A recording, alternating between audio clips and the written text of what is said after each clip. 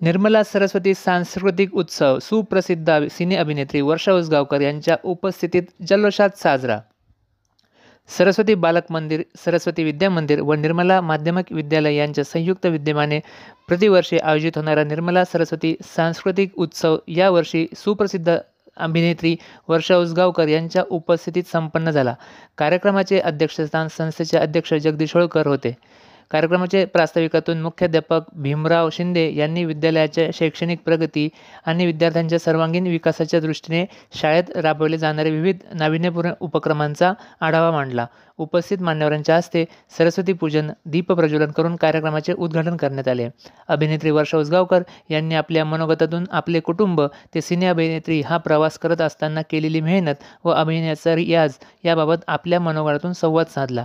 तसेच शाळेतील शैक्षणिक प्रगतीचे आणि या उत्सवाचे व विद्यार्थ्यांचे विशेष कौतुक केले। वर्षा उसगावकर यांनी आपल्या गाजलेल्या चित्रपटातील गाण्यांवर नृत्य आविष्कार सादर करत असताना उपस्थितांना मंत्रमुग्ध केले। तसेच अश्विनी ये ना या गाण्यावर गायनही केले। अध्यक्षीय भाषणातून जगदीश होळकर यांनी प्रमुख अतिथींचा परिचय करून देत निर्मला सरस्वती सांस्कृतिक उत्सवाची पार्श्वभूमी विशद केली। पर्यावरणपूरक आणि सामाजिक उपक्रमांना जास्तीत जास्त प्राधान्य देऊन विविध स्तरावर ते राबवले जावेत असे आवाहन करत मराठी भाषा, मराठी संस्कृती, मराठी परंपरा यांचे जतन करावे असा संदेश विद्यार्थ्यांना दिला।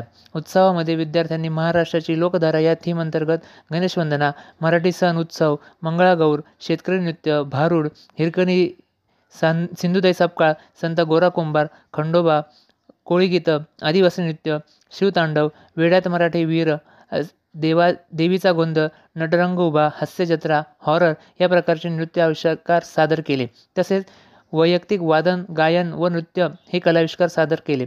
या विविध नृत्य प्रकारात 568 विद्यार्थ्यांनी कलाविष्कारांचे प्रदर्शन केले। या कार्यक्रमासाठी जयदत्त होळकर, पोलीस उपनिरीक्षक भास्कर शिंदे, वैशाली होळकर, संगीता होळकर, मनीषा होळकर, वेदिका होळकर, रेवती होळकर, कोमल होळकर, संस्थेचे संस्थापक अध्यक्ष अशोक नाना होळकर, उपाध्यक्ष सुलेमान मुलानी, सचिव गुणवंत होळकर, संचालक बाळासाहेब बोरसे, डॉक्टर विकास चांदर, संदीप होळकर, कवी प्रकाश होळकर, दिलीप पटेल, अरविंद होळकर, संजय डागा, सुनील शिंदे, परीक्षक गरिमा साळुंके, स्वाती भूप, तुषार देवरे आदी उपस्थित होते। कार्यक्रमाचे सूत्रसंचालन रुपाली शिंदे व प्रदीप ठाकरे यांनी केले। या कार्यक्रमासाठी सर्व शिक्षक व शिक्षकेतर कर्मचारी यांचे सहकार्य लाभले। कांदानगरी न्यूज, लासलगाव। पण खरोखर कारण काय असतं, बऱ्याच शाळांमध्ये मी जाते, बऱ्याच गॅदरिंग्समध्ये जाते, ते बरेच इंग्लिश मीडियम स्कूल्स असतात। ती काळाची गरज आहे, नाही असं म्हणत नाही मी, पण माझ्या वडिलांनी मला इयत्ता 1 ते 4, मलाच नाही, आम्ही 3 बहिणी आहोत, मला भाऊ नाही आहे, आम्हा तिघींना त्यांनी इयत्ता 1 ते 4 हे फक्त मराठीतून शिक्षण दिलं। आणि त्यांनी ही सक्ती केली आमच्यावर की नाही, माझ्या मुली इयत्ता 1 ते 4 या फक्त मराठी मीडियम मधून शिकतील आणि तिथे एकही इंग्रजी विषय नव्हता। त्याच्यानंतर मी इंग्लिश मीडियम मध्ये गेले 5वी पासून, आणि आज मागे वळून बघताना मला त्याचा आनंद आहे, कारण माझं व्याकरण जे आहे ते शुद्ध आहे, मी व्यवस्थित मराठी लिहू शकते, बोलू शकते, आणि त्याच्यामुळे आज जेव्हा मराठी चित्रपटांनी मला जे थोडंफार नाव मी कमवलं आहे ते मराठी चित्रपटातूनच, म्हणूनच मराठी भाषेचा मला अभिमान आहे। मराठी साहित्य अतिशय श्रीमंत आहे हे मी तुम्हाला सांगायला नको, आणि आपल्याकडे अनेक प्रकारचं साहित्य आहे, संत साहित्य आहे, ललित लेख असतात, काव्य असतं, आणि ज्या बहिणाबाई चौधरी होत्या, लक्ष्मीबाई टिळक होत्या, यांना अक्षर ओळख नव्हती, आणि ज्या लक्ष्मीबाई टिळकांना अक्षर ओळखही नव्हते, जे शून्य म्हणजे काय, 0 म्हणजे काय हे त्यांच्या पतींनी त्यांना शिकवलं। जेव्हा एखाद्या नाट्य संमेलनाच्या त्या अध्यक्षा झाल्या, तेव्हा आचार्य अत्रे त्यांना म्हणाले की लक्ष्मीबाई आता रिटायर व्हा।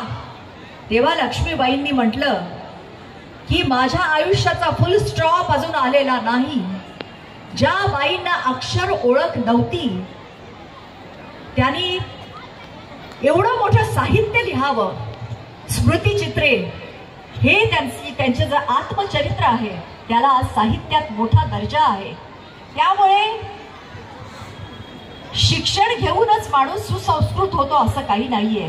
आपल्याकडे अनेक मोठी मोठी उदाहरणं आहेत मोठ्या मोठ्या व्यक्तींची, ज्यांनी काहीही शिक्षण घेतलेलं नाही पण ते मोठे व्यक्ती झाले. आज तुम्ही सगळे बालगोपाल इथे जमलेला आहात. तुमचं आज वय नाही हे सगळं समजण्याचं कदाचित, आज मी जे बोलते ते. पण मला आनंद होतो तुमच्या समोर माझे विचार मांडताना, कारण तुमचे पालक इथे आलेले आहेत.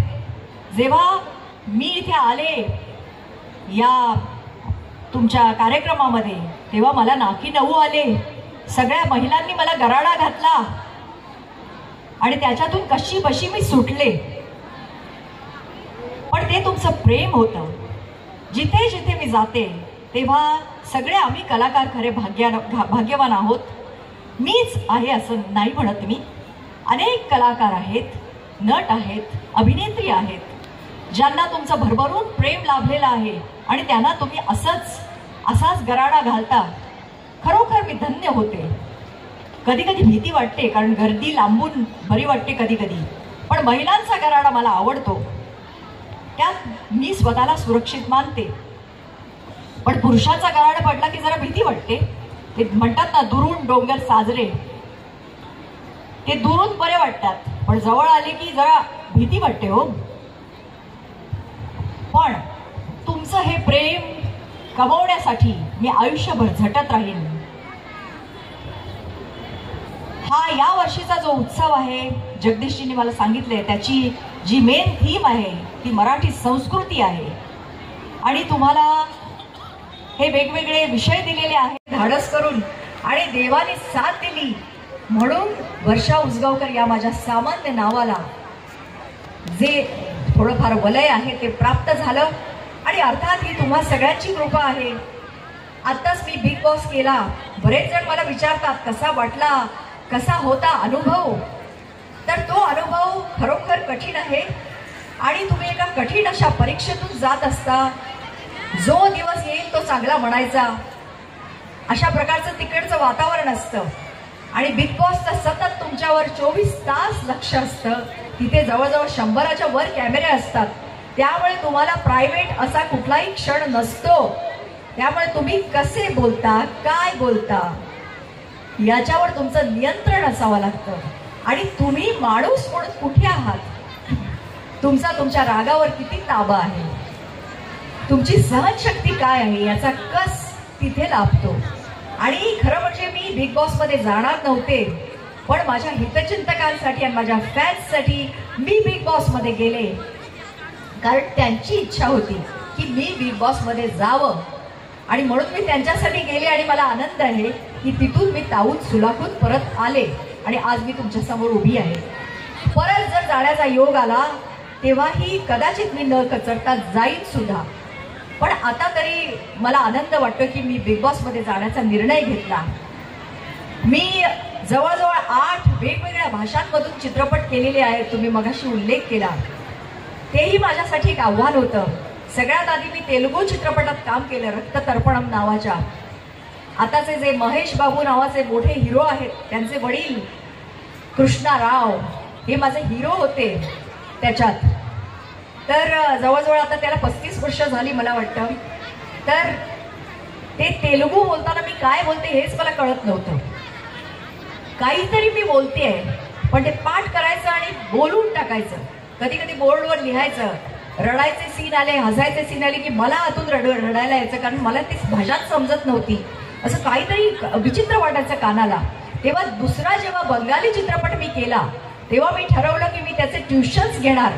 आणि मी तेव्हापासून जेव्हा जेव्हा असे वेगवेगळ्या भाषांमधले चित्रपट केले तेव्हा मी त्याचं ट्युशन घेतलं. सांगायचा मुद्दा म्हणजे माझं जे कौतुक आहे मी तुम्हाला सांगत नाही, मी तुम्हाला अशासाठी सांगते की ही विद्यार्थी वृत्ती प्रत्येक माणसामध्ये असली पाहिजे.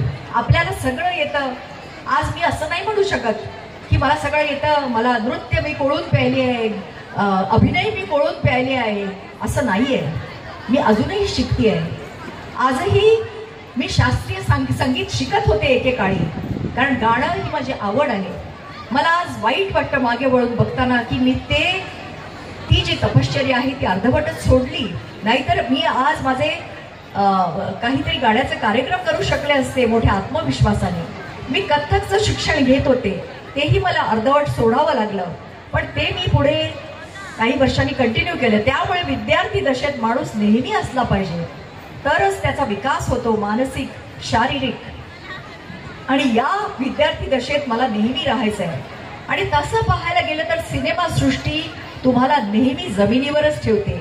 कधी तुम्हाला यश मिळतं, कधी अपयश मिळतं, कधी कधी 4 वर्ष तुमच्याकडे काम नसतं सुद्धा. पण अपयशाने खचून न जाता फिनिक्स पक्षासारखं त्या राखेतून उभं राहता आलं पाहिजे. त्यामुळे पुन्हा एकदा मी तुम्हाला खूप आशीर्वाद देते.